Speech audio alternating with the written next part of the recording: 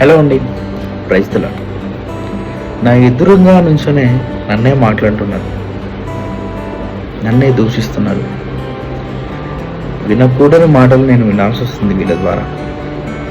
చాలా కోపం వస్తుంది, కోపంతో రగిలిపోతున్నాను. ఏం చేయాలి? బైబిల్ గ్రంథంలో ఖచ్చితంగా చెప్పబడిన ఒక మాట, నీవు ఆశీర్వాదమునకు వారసుడుగా పిలువబడ్డావు.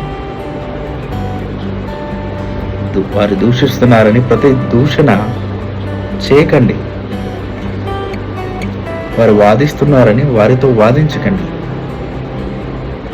దానికి బదులుగా వారిని దీవించండి. గాడ్ బ్లెస్ యూ అనండి. వాక్యానికి లోబడదామా? ప్రయత్నిద్దామా? ఇది చాలా కష్టమేనండి, కానీ ఒక మాట గుర్తొస్తుంది నాకు. ఇక నా మట్టుకైతే బ్రతుకుట క్రీస్తే, చావైతే లాభము. మనల్ని మనం చెప్పుకొని మనలో ఆయన్ని బ్రతికిద్దాము.